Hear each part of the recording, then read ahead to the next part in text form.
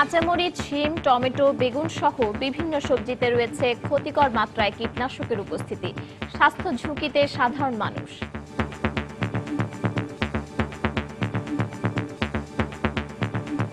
Kidney ক্ষতিগ্রস্ত হচ্ছে, liver ক্ষতিগ্রস্ত হচ্ছে, শারীরিক বিকলাঙ্গ বা মানসিক বিকলাঙ্গ, প্রতিবন্ধী এই ধরনের বাচ্চা জন্ম নিচ্ছে। বিষমুক্ত খাদ্য উৎপাদনে কৃষিমন্ত্রীর গুরুত্ব আরোপ। আইন প্রয়োগ করা হচ্ছে না তা না, কিন্তু এটা আমাদের মনে রাখতে হবে যে জনসচেতনতার কোনো বিকল্প নাই। দেখছিলেন বিশেষ শিরোনাম। সন্ধ্যার সময়ে সঙ্গে আছি আমি পারমিতাহীন এবং আমি মিজানুর রহমান খবির। এবার অন্যান্য শীর্ষ সংবাদ। শিগগিরই কমছে না জ্বালানি তেলের দাম। আবারও জানালেন বিদ্যুৎ প্রতিমন্ত্রী। বললেন, ভারতের চেয়ে দাম কম হলে পাচার হয়ে যেতে পারে। প্রধান বিচারপতির মন্তব্যে প্রমাণ হয় সরকার অবৈধ, বলছে বিএনপি। বিচারপতি খায়রুল হকের রায় দেয়া নিয়ে বিভ্রান্তি ছড়াচ্ছে দলটি, অভিযোগ আওয়ামী লীগের। উচ্ছেদের পরদিন এবার কল্যাণপুর পোড়া বস্তিতে আগুন। আটকে রাখা হয় ফায়ার সার্ভিসের গাড়ি। অগ্নিকাণ্ড পরিকল্পিত, অভিযোগ বাসিন্দাদের। চট্টগ্রামে চিকিৎসকদের টানা তৃতীয় দিনের ধর্মঘটে অচল সব বেসরকারি ক্লিনিক ও ডায়াগনস্টিক সেন্টার। রোগীদের দুর্ভোগ চরমে। এবং সাইবার অপরাধ মোকাবেলায় আইন করা ছাড়া তেমন কোনো প্রস্তুতি নেই বাংলাদেশের। প্রশিক্ষণ নেই পুলিশের মাঠ পর্যায়ের কর্মকর্তাদের।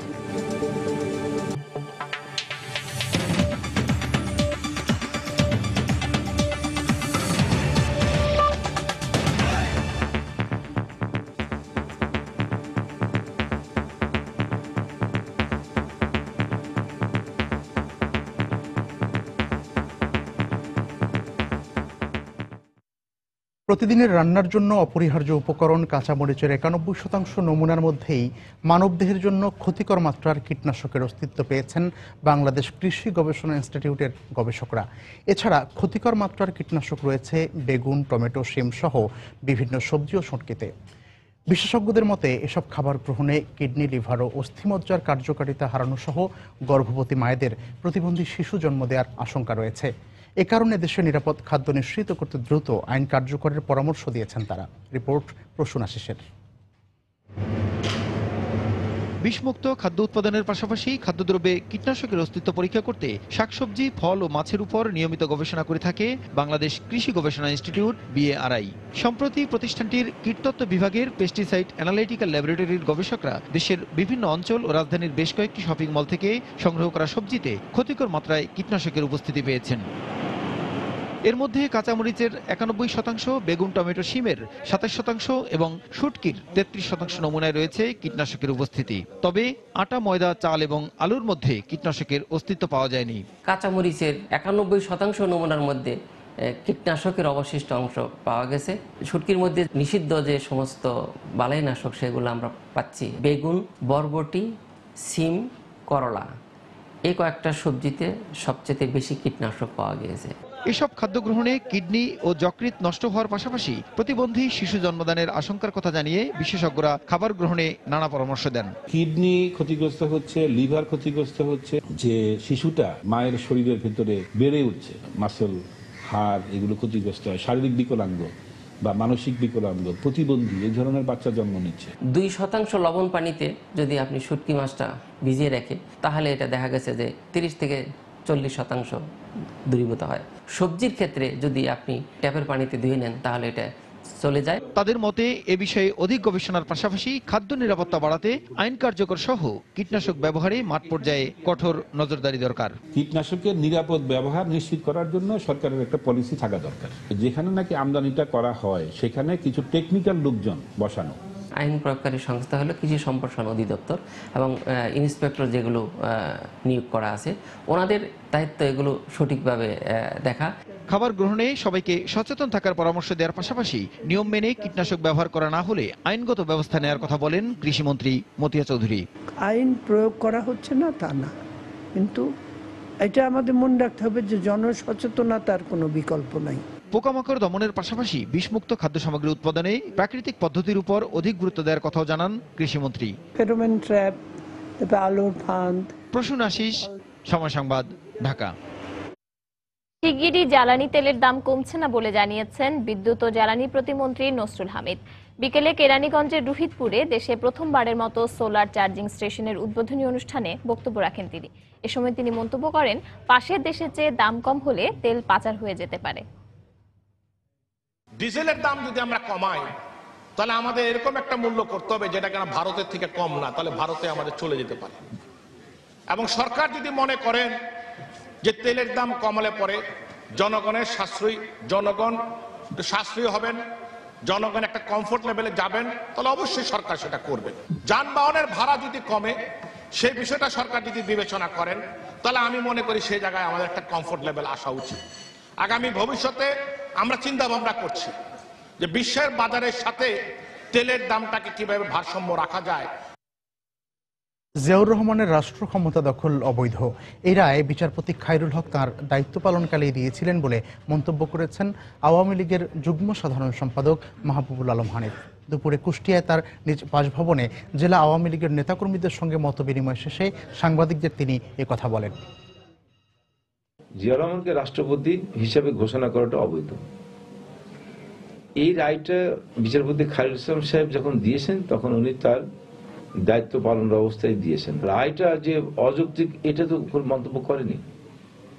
এখন বিএনপিরা যদি মনে করেন যে তারা এই সুযোগটা নিয়ে এই এখন নানান বিভ্রান্তিমূলক তথ্য দিয়ে একটা ধূমরেজাল সৃষ্টি করার চেষ্টা করছেন, এতে কোনো লাভ হবে না। তার ক্ষমতা দখল অবৈধ হিসাবে উচ্চ আদালতের রায়ে প্রমাণিত হয়েছে। তার দল গঠনও অবৈধ। সেই বিবেচনায় বিএনপিও বর্তমানে অবৈধ দল হিসেবেই পরিগণিত হতে পারে। প্রধান বিচারপতির সাম্প্রতিক বক্তব্য সরকারকে কাঁপিয়ে দিয়েছে বলে মন্তব্য করেছেন বিএনপি স্থায়ী কমিটির সদস্য অবসরপ্রাপ্ত লেফটেন্যান্ট জেনারেল মাহবুবুর রহমান। তিনি বলেন, এই বক্তব্যের পর 5 জানুয়ারির নির্বাচন ও সংসদের বৈধতা আর থাকে না। দুপুরে জাতীয় প্রেস ক্লাবে এক আলোচনা সভায় তিনি এ মন্তব্য করেন। চিফ জাস্টিসের বক্তব্যকে আমরা স্বাগত জানাই যে তিনি সাহস করে বক্তব্য দিয়েছেন। এটা সরকারকে নাড়িয়ে দেবে। সরকারের ভূকম্পন শুরু হবে। 6.8 যে ভূকম্পন কিছুদিন আগে আমরা দেখেছি, সেই ভূকম্পনের আরেকটা ভূকম্পন সৃষ্টি করলেন চিফ জাস্টিস এসকে সিনহা। এবং এরপরে এই সরকার যে সংসদের উপর দাঁড়িয়ে এই সরকার প্রতিষ্ঠিত, সেই 10ম সংসদ সবগুলি বাতিল হয়ে যায়, অবৈধ হয়ে যায়। জঙ্গি সংশ্লিষ্টতার অভিযোগে সিঙ্গাপুর থেকে ফেরত পাঠানো 26 বাংলাদেশিকে তদন্ত সাপেক্ষে বিচারের মুখোমুখি করা হবে বলে জানিয়েছেন স্বরাষ্ট্রমন্ত্রী আসাদুজ্জামান খান কামাল। এ বিষয়ে গোয়েন্দাদের অনুসন্ধান চলমান রয়েছে বলেও তিনি জানান। বিকেলে রাজধানীর ফার্মগেটে এক আলোচনা সভা শেষে সাংবাদিকদের প্রশ্নের জবাবে তিনি একথা বলেন। এছাড়া জনশক্তি রপ্তানিতে এই ঘটনা কোনো প্রভাব ফেলবে না বলেও মনে করেন মন্ত্রী। আমাদের গোয়েন্দারা এদের সম্বন্ধে অনুসন্ধান করছে। তাদের যে অপরাধগুলির কথা, যেগুলোর কথা সন্দেহের কথা যারা আমাদেরকে জানিয়েছে, সেগুলো আমরা খতিয়ে দেখছি এবং আমরা সেই অনুযায়ী এগুলির ব্যবস্থা আমরা অবশ্যই করব। এটার জন্য আমার তো মনে হয় কোনো রকম ব্যাড ইম্প্যাক্ট হবে বলে আমি মনে করি না। আমরা মনে করি আমাদের দেশ এখনো নিরাপদ রয়েছে এবং এই সমস্ত জঙ্গিদের উত্থান আমাদের দেশে হবেও না কোনোদিন। হাইকোর্টে স্থগিতাদেশের কারণে উচ্ছেদ অভিযান বন্ধ থাকা কল্যাণপুর পোড়াবস্তি এবার আগুনে পুড়ে ছাই হলো। আগুন নেভাতে এসে ফায়ার সার্ভিসের গাড়ি বাধার মুখে পড়ে বলে জানিয়েছে ফায়ার সার্ভিসের দায়িত্বরত কর্মকর্তারা। এদিকে বস্তিবাসীর অভিযোগ, অগ্নিকাণ্ড পরিকল্পিত। বস্তিবাসীর অভিযোগ, শুক্রবার সকাল 8টার দিকে কপালে লাল কাপড় বেঁধে কল্যাণপুর পোড়া বস্তির 8 নম্বর বস্তিতে হানা দেয় একদল যুবক। তারা পাউডারের মতো কিছু একটা ছিটিয়ে সটকে পড়তেই আগুন জ্বলে ওঠে। মুহূর্তেই ছাই হয়ে যায় তাদের ঘর, আসবাবপত্র সহ প্রয়োজনীয় জিনিসপত্র।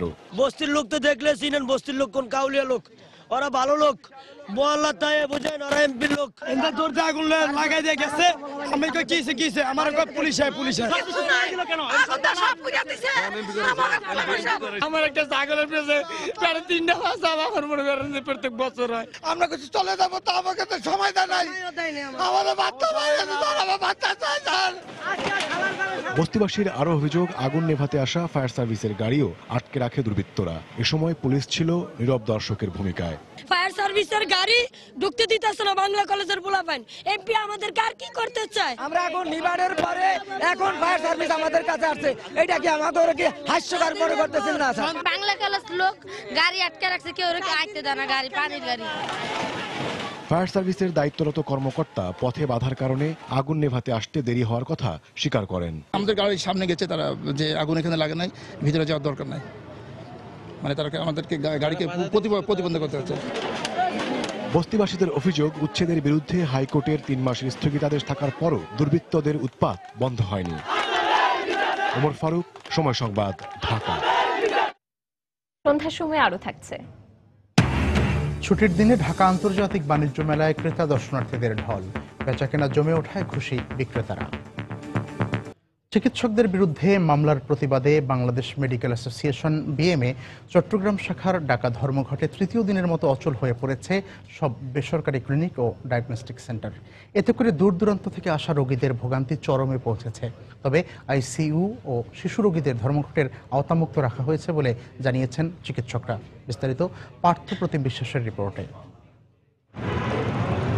কক্সবাজার থেকে 3 দিন আগে চিকিৎসার জন্য স্ত্রী সহ চট্টগ্রামে আসেন ইদ্রিস আলী। দীর্ঘদিন হার্টের রোগে ভুগছেন তিনি, কিন্তু ডাক্তারদের ডাকা ধর্মঘটের কারণে কোনো চিকিৎসা সেবায় নিতে পারেননি এই দম্পতি।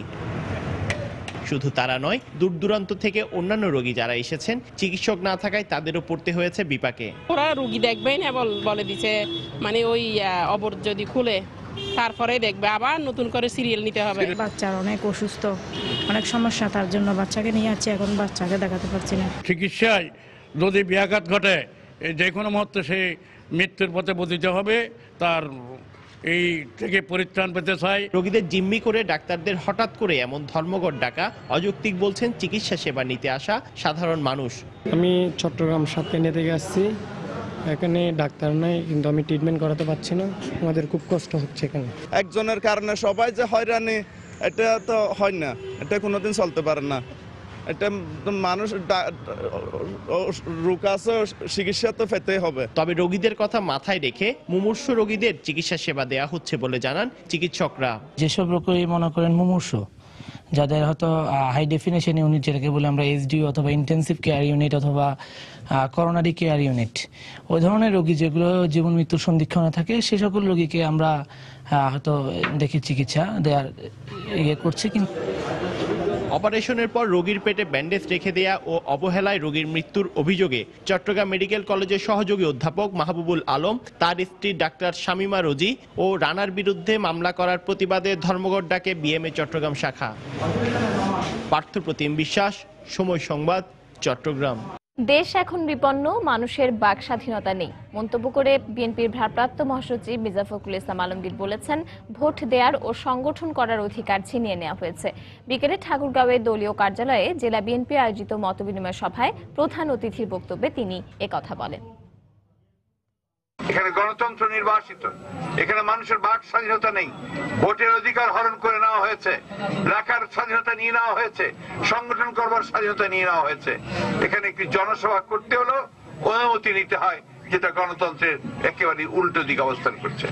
মানুষ ন্যায় বিচার পাবে, আইনের শাসন চলবে, আমি যেন নিরাপত্তা পাই, সে একটা অবস্থা তৈরি করতে হবে। এখানে আজকে ৪৪ বছর পরে দুঃখের সঙ্গে বলতে হয় যে আমরা সেটা কিছুই পাইনি।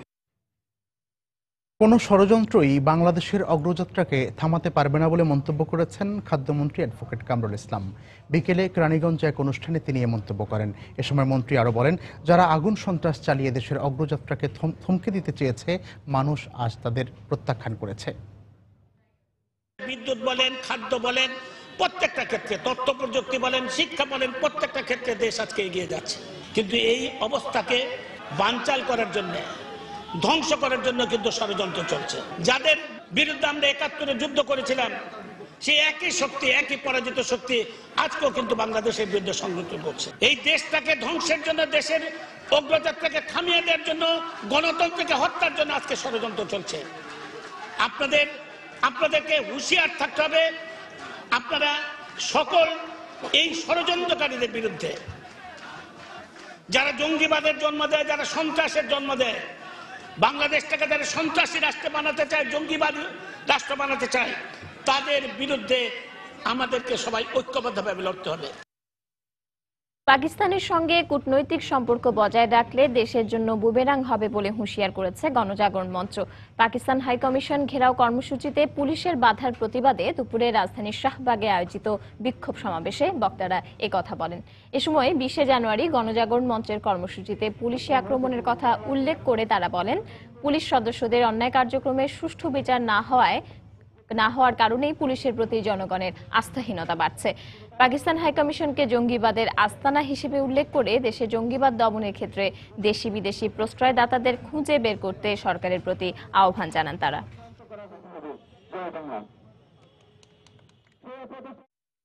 সন্ধ্যার সময় আরো থাকছে। খুলনায় শেষ টি-20তে বাংলাদেশকে 18 রানে হারিয়ে সিরিজে সমতা জিম্বাবুয়ের। প্রথম বাংলাদেশি হিসেবে টি-20তে সাকিবের 50 উইকেট। বিশ্বজুড়ে উদ্বেগ সৃষ্টিকারী সাইবার অপরাধ মোকাবেলায় আইন তৈরি করা ছাড়া উল্লেখ করার মতো আর কোনো প্রস্তুতি নেই বাংলাদেশের। নেই বিশেষ বাহিনী বা উন্নত প্রযুক্তিও, এমনকি অপরাধ দমনে আলাদা কোনো প্রশিক্ষণই নেই পুলিশের মাঠ পর্যায়ের কর্মকর্তাদের। তবে অবস্থা বিবেচনায় নিয়ে প্রয়োজনীয় পদক্ষেপ নেওয়া হচ্ছে বলে জানিয়েছেন পুলিশের দায়িত্বশীল কর্মকর্তারা। সাইবার অপরাধ নিয়ে তারেকুজ্জামান শিমুলের 4 পর্বের ধারাবাহিকের আজ চতুর্থ শেষ পর্ব। আলাদা কোনো ব্যবস্থা না থাকায় 8-10টি সাধারণ অপরাধের মতো সাইবার অপরাধের ক্ষেত্রেও মামলা নেওয়া হয় থানাগুলোতে। অভিযোগ গ্রহণ থেকে শুরু করে তদন্তের মাধ্যমে ঘটনার সত্যতা যাচাই পর্যন্ত পুরো প্রক্রিয়াটি সম্পন্ন করে থাকেন সাধারণত পুলিশের মাঠ পর্যায়ের একজন কর্মকর্তা। কিন্তু প্রযুক্তি ঘনিষ্ঠ এসব মামলার সুষ্ঠু তদন্তে তারা কতটুকু প্রস্তুত? প্রশ্নের উত্তর খুঁজতে কথা হয় পুলিশের মাঠ পর্যায়ে কর্মরত এক কর্মকর্তার সঙ্গে। আমাদের থানার 40 জন অফিসারের মধ্যে 10% কম্পিউটার সম্পর্কে ভাষা ধারণা আছে, হয়তো কম্পিউটার অপারেট করতে পারে, সফটওয়্যার সম্পর্কে কোনো ধারণাই নাই। আর বাকি 40% কম্পিউটার সম্পর্কে কোনো ধারণাই নাই। সফটওয়্যার সম্পর্কে থরো নলেজ যদি আমাদের থাকে তাহলে কিন্তু ওই প্রযুক্তিটা আমরা পেলে আমরা কাজে লাগাতে পারবো। এই জন্য আগে দরকার হলো ট্রেনিং। 2013 সালে সাইবার আদালত গঠনের পর থেকে পড়া মামলাগুলোর বেশিরভাগ ক্ষেত্রেই যথাসময়ে শেষ হয়নি তদন্ত কাজ। আর যেগুলোরও বা বিচার কাজ শেষ হয়েছে, ন্যায় বিচার প্রাপ্তি সহ সেগুলোর বড় একটি অংশের বিরুদ্ধেই রয়েছে নানা প্রশ্ন। মামলার তদন্তে দুর্বলতার কারণে অনেক ক্ষেত্রেই অপরাধীদেরকে আইনের আওতায় আনা সম্ভব হচ্ছে না বলেও অভিযোগ রয়েছে। অথচ সাইবার সংক্রান্ত মামলার ক্ষেত্রে অপরাধ প্রমাণ করা অপেক্ষাকৃত সহজ বলে মনে করেন প্রযুক্তিবিদরা। বিশেষজ্ঞদের অনেকেই বলছেন অন্যান্য যে কোনো অপরাধের তুলনায় সাইবার অপরাধে অপরাধীকে শনাক্ত করা অনেক বেশি সহজ। কেননা সাইবার জগতে একবার কোনো ঘটনা ঘটলে তার প্রমাণ চিরতরে মুছে ফেলা সম্ভব হয় না। তবে সেই প্রমাণ সংগ্রহের জন্য যেটি প্রয়োজন সেটি হচ্ছে দক্ষতা এবং প্রযুক্তিগত সক্ষমতা। আপনি মনে করেন আপনার কম্পিউটারটার থেকে এটা মুছে ফেললেন, কিন্তু আপনি তো আপনার কম্পিউটারের যে একক আইডি সেটা আপনি চাইলেও মুছতে পারবেন না। যে সার্ভারগুলো করছে সেগুলো তো আপনি চাইলে মুছতে পারবেন না, সেগুলোর কোনোটার নিয়ন্ত্রণ আপনার হাতে নাই। যেই কারণে এই ডিজিটাল সিস্টেমে কিন্তু ধরে ফেলাটা সহজ যদি আপনি ঠিকমতো কাজ করেন। তার এই কথার সঙ্গে সহমত প্রকাশ করে পুলিশের কর্মকর্তারা বলছেন, অপরাধ প্রমাণে উন্নত পরীক্ষাগার তৈরির পাশাপাশি মাঠ পর্যায়ের কর্মকর্তাদের প্রশিক্ষণে প্রয়োজনীয় ব্যবস্থা নেওয়া হচ্ছে। আমরা সাইবার ল্যাবরেটরি করতেছি বাংলাদেশ সরকার এবং কোইকার যৌথ অর্থায়নে। এটা হয়ে গেলে আমাদের সক্ষমতা আরো অনেকটাই বাড়বে। আরো লোকজনকে আমরা প্রশিক্ষিত করব। পুরোপুরিভাবে সব থানা পর্যায়ে না পারলেও আমরা জেলা পর্যায়ে আমাদের এক্সপার্টদেরকে ছড়াই দেব। এ ধরনের অপরাধ দমনে সাইবার পুলিশ নামে বিশেষ একটি স্কোয়াড গঠনের পরিকল্পনা পুলিশের রয়েছে বলেও জানান তিনি। তারেকুজ্জামান শিমুল, সময় সংবাদ, ঢাকা। ছুটির দিন সকাল থেকেই ঢাকা আন্তর্জাতিক বাণিজ্য মেলায় ক্রেতা দর্শনার্থীদের ঢল নেমেছে। কেনা বেচা জমে ওঠায় খুশি বিক্রেতারাও। বিকেলে বাণিজ্য মেলায় ভিড় বাড়ে আরো। এই মুহূর্তে মেলা প্রাঙ্গণে আছেন আমাদের সহকর্মী তোহা খান তামিম। আমরা চলে যাচ্ছি তার কাছে। তামিম,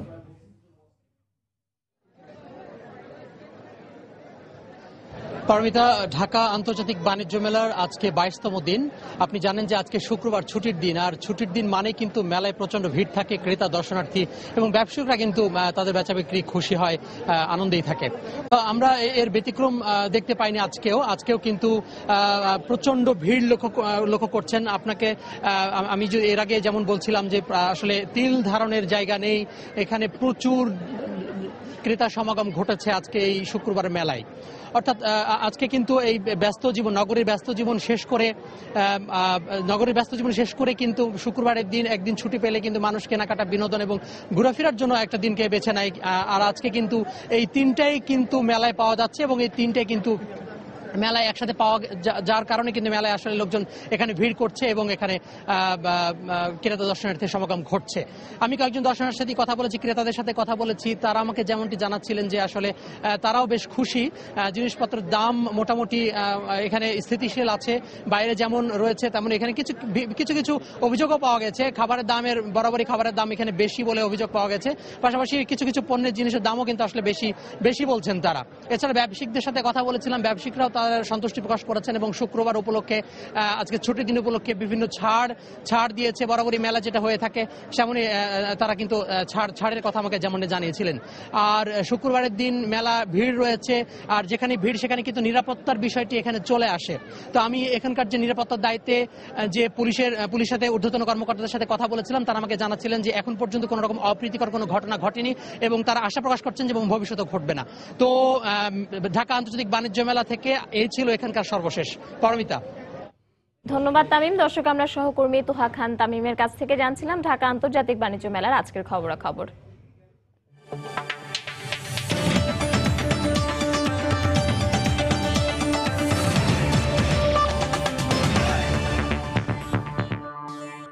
মাঘের শীত জেঁকে বসেছে পুরো দেশে। খেজুর রসার পিঠায় শীত উপভোগ করছেন দেশবাসী, তবে সে আনন্দ থেকে কিঞ্চিত বঞ্চিত রাজধানীবাসী। নগরবাসীকে পিঠাপুলির সেই স্বাদ মনে করিয়ে দিতেই রমনা পার্কে রঙ্গে ভরা বঙ্গে নামের একটি সংগঠনের আয়োজনে হয়ে গেল রস পিঠা উৎসব। মাঘের শীতের সকালে দর্শনার্থীদের জন্য এই উৎসব এক অনাবিল আনন্দ এনে দেয়। রিপোর্ট রাশেদ লিমনের। গদবাঁধা এ নগর জীবন থেকে একটু বেরিয়ে যেন পুরোপুরি বাঙালিয়ানায় সাজানো এই রস উৎসব। আয়োজনে প্রাণ আনতেই শহরের মধ্যে একখণ্ড সবুজ রমনার খেজুর তলায় বসে এই মেলা। খেজুরের রস তো ছিলই, সঙ্গে ছিল খই, গুড়, মুড়ি আর পিঠা। আর তাই এমন আয়োজনে তৃপ্ত শহুরে এই মানুষগুলো। এই টাইপের যে উৎসব হয়ে থাকে, আমি মনে করি এটা আমাদের নতুন প্রজন্মের জন্য হয়তো ধরে রাখবে। এটা ঢাকা শহরের মধ্যে এইরকম একটা আয়োজন, মানে এটা আসলেই মানে সাধুবাদ দেওয়ার মতো। আমরা তো সবসময় ভেজালে অভ্যস্ত থাকি, আমরা বুঝতেও পারি না যে অন্য ধরনের আস্বাদ গ্রহণ করলাম। ঐতিহ্য ধরে রাখার এই উৎসব আরো বড় পরিসরে করার কথা জানালেন আয়োজকরা। যারা রসের সন্ধান জানে না তাদের এবং আমাদের নতুন প্রজন্মকে এই আমাদের গ্রাম বাংলার যে রসের যে আবহ, এগুলির সাথে পরিচয় করে দেওয়ার জন্য আমাদের এই ক্ষণিকের আয়োজন। যদি সবার সহযোগিতা পাই তাহলে ভবিষ্যতে আরো বড় করে করব।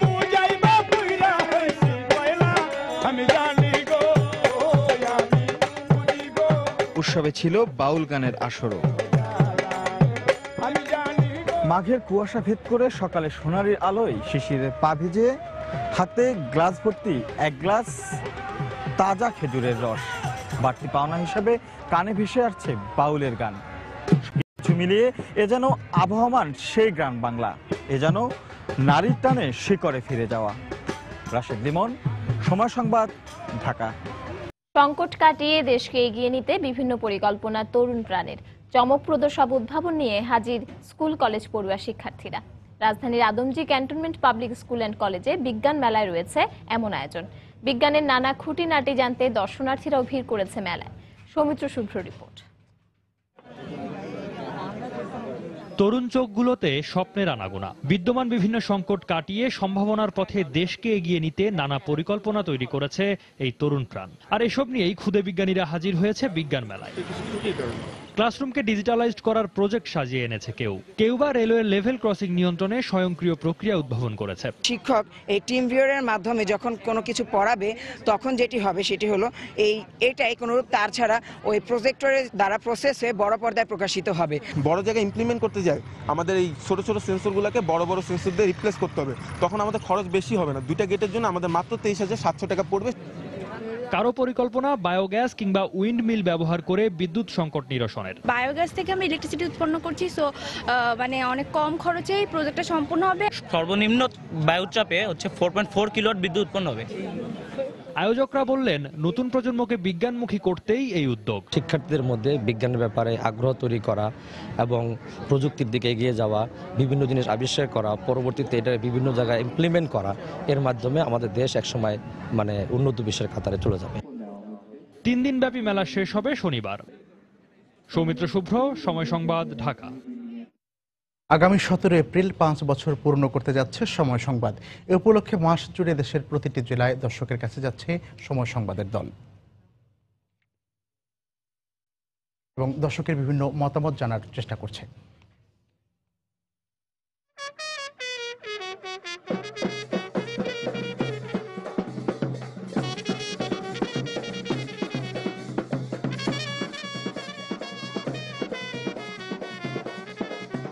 এরই অংশ হিসেবে সকালে সময় সংবাদের দল যায় প্রকৃতির অপরূপ লীলাভূমি পার্বত্য জেলা বান্দরবানে। এ সময় শহর এবং গ্রামাঞ্চলের প্রতিবেদন তুলে ধরায় প্রশংসা করেন দর্শকরা। পাশাপাশি পার্বত্য অঞ্চলের শিক্ষা সংস্কৃতি বিষয়ক এবং আদিবাসী জনগোষ্ঠীকে নিয়ে সংবাদ প্রচারের পরামর্শ দেন দর্শকরা। এছাড়া পর্যটন শিল্প নিয়ে প্রচারিত সংবাদের ভূয়সী প্রশংসা করেন বান্দরবানবাসী। পরে বিকেলে কক্সবাজার জেলার কেন্দ্রীয় শহীদ মিনারে আয়োজন করা হয় দর্শকের কাছে অনুষ্ঠানের। এ সময় কক্সবাজারের সংস্কৃতি তুলে ধরার পাশাপাশি পর্যটন শিল্পের বিকাশে আরও বেশি সংবাদ প্রচারের অনুরোধ জানান তারা। বান্দরবনে অল্প সংখ্যক মুক্তিযোদ্ধা আছে, এখানে মুক্তিযোদ্ধাদেরকে নিয়ে যদি একটা অনুষ্ঠান করা হয় খুবই ভালো হবে। লুকানো স্পটগুলো রয়েছে, সেই স্পটগুলো থেকে যদি সময় সংবাদ গিয়ে তাদের সংবাদের মাধ্যমে এই পর্যটন স্পটগুলোকে আরো হাইলাইট করে, তাহলে হয়তো ফরেনাররা বাংলাদেশে আসতে পারবে এবং পাশাপাশি বান্দরবনের উন্নয়নে আরো এক ধাপ এগিয়ে নিতে পারবে। সাম্প্রদায়িক সম্প্রীতির যে সমাজটা, এই সমাজ থেকে দেশের মানুষ আমাদের কাছ থেকে অনেক কিছু শিখতে পারে। এই বিষয়গুলো আপনারা তুলে ধরতে পারেন। কক্সবাজারের যে প্রাকৃতিক সম্পদের উপর নির্ভরশীল লবণ, পান এবং চিংড়ি হ্যাচারির যে সমস্যা নিয়ে আছে, সেগুলো যাতে সময়ের এই সংবাদের স্রোতের সাথে আমাদের সমস্যাগুলো উঠে আসে। নারীর অধিকার বাস্তবায়ন নিয়ে কিছু অনুষ্ঠান যদি করা হয় তাহলে মনে হয় আরো আমরা উপকার পাবো। কক্সবাজার বিশ্বের দীর্ঘতম সমুদ্র সৈকত, এটাকে আরো পজিটিভলি তুলে ধরা দরকার। কক্সবাজারকে সাজানোর জন্য কমপক্ষে 10টি মেগা প্রকল্প হচ্ছে। এই মেগা প্রকল্পের উন্নয়ন কর্মযজ্ঞ আমরা সিরিজ রিপোর্ট হিসেবে সময় টিভিতে দেখতে চাই।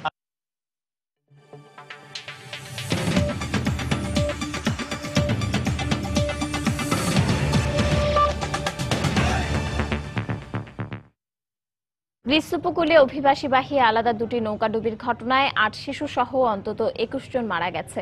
শুক্রবার ফার্মাকোনিসি ও ক্যালোলিমিয়ান্স দ্বীপের কাছে নৌকা দুটি ডুবে যায়।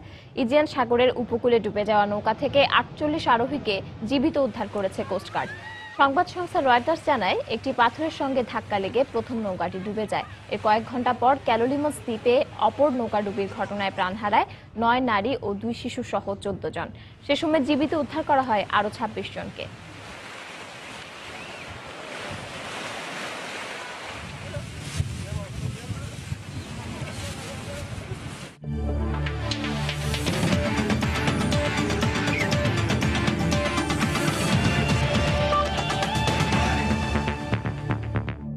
বাংলাদেশ জিম্বাবুয়ে টি-20 সিরিজ প্রসঙ্গ। সিরিজ জেতা হলো না বাংলাদেশের। শেষ টি-20তে জিম্বাবুয়ে জিতল 18 রানে, ফলে 2-2 সমতায় শেষ হলো সিরিজ। খুলনায় আগে ব্যাট করে মাসাকাজ্জার দুর্দান্ত ব্যাটিংয়ে 4 উইকেটে 180 রান করে এলটন চিগুম্বুরার দল। জবাবে 162 রানে থামে বাংলাদেশ। ম্যাচ ও সিরিজ সেরা হন জিম্বাবুয়ের হ্যামিল্টন মাসাকাজ্জা। টস জিতে ব্যাট করতে নেমে প্রথম ওভারেই সেবান্দার উইকেট হারায় জিম্বাবুয়ে। তবে মুতুম্বামি ও মাসাকাজ্জা দ্বিতীয় উইকেটে যোগ করেন 80 রান। 32 রানে মুতুম্বামি ফিরলেও ওয়ালারকে নিয়ে স্বাগতিক বোলারদের শাসন করতে থাকেন মাসাকাজ্জা। তুলে নেন ক্যারিয়ারের 10ম 50। অন্যদিকে সাজঘরে ফেরার আগে 18 বলে 36 রানের দুর্দান্ত ইনিংস খেলেন ওয়ালার। থিতু হওয়ার আগেই টি-20তে সাকিবের 50তম শিকারে পরিণত হন সিকান্দার রাজা। তবে মাসাকাজ্জার ক্যারিয়ার সেরা অপরাজিত 93 রানে 180 রানের বড় সংগ্রহ পায় জিম্বাবুয়ে। জবাবে বাংলাদেশের শুরুটা হয় ভয়াবহ। দলীয় 17 রানেই 4 উইকেট হারায় স্বাগতিকরা। এরপর মাহমুদুল্লাহ ও সোহান পঞ্চম উইকেটে 57 রান যোগ করে বিপর্যয় সামাল দেওয়ার চেষ্টা করেন। সোহান 15 রানে ফিরলেও মাহমুদুল্লাহ ক্যারিয়ারের দ্বিতীয় 50 তুলে নেন। কিন্তু 54 রানে মাহমুদুল্লাহ ফিরে গেলে ম্যাচ থেকে ছিটকে যায় বাংলাদেশ। শেষ দিকে অধিনায়ক মাশরাফি 12 বলে 22 রান করলেও দলের হার এড়াতে পারেননি।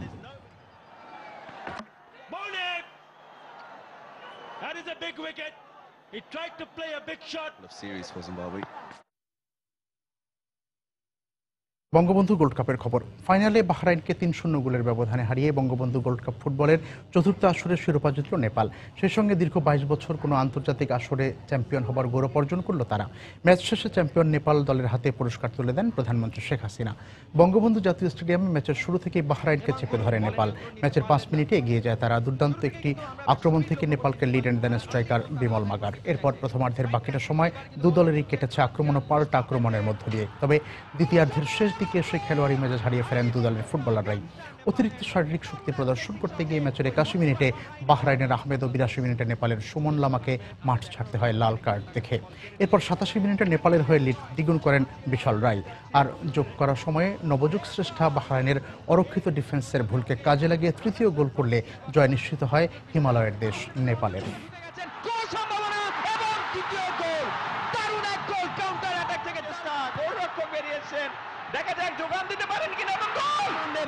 বঙ্গবন্ধু গোল্ড কাপ 2016 আমাদের বাংলাদেশের ফুটবলাররাও কিন্তু এখান থেকে রসদ খুঁজে নেবেন। এবার হয়নি তো কি। সন্ধ্যার সময়ের এ পর্যায়ে শীর্ষ সংবাদ জানিয়ে দিচ্ছি আরেকবার। শিগগিরই কমছে না জ্বালানি তেলের দাম। আবারও জানালেন বিদ্যুৎ প্রতিমন্ত্রী। বললেন ভারতের চেয়ে দাম কম হলে পাচার হয়ে যেতে পারে।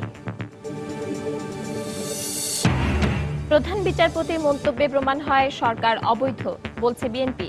বিচারপতি খায়রুল হকের রায় দেয়া নিয়ে বিভ্রান্তি ছড়াচ্ছে দলটি, অভিযোগ আওয়ামী লীগের। উচ্ছেদের পরদিন এবার কল্যাণপুর পোড়াবস্তিতে আগুন। আটকে রাখা হয় ফায়ার সার্ভিসের গাড়ি। অগ্নিকাণ্ড পরিকল্পিত, অভিযোগ বাসিন্দাদের।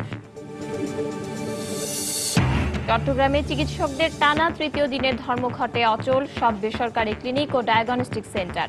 রোগীদের দুর্ভোগ চরমে। এবং কাঁচামরিচ, টমেটো সহ বিভিন্ন সবজিতে ক্ষতিকর মাত্রায় কীটনাশকের অস্তিত্ব। স্বাস্থ্য ঝুঁকিতে সাধারণ মানুষ। বিষমুক্ত খাদ্য উৎপাদনে কৃষিমন্ত্রীর গুরুত্ব আরোপ। দর্শক, এই ছিল সন্ধ্যার সময়। যে কোনো খবর পেতে ভিজিট করুন সময় নিউজ.tv আর সঙ্গে থাকুন সময়ের।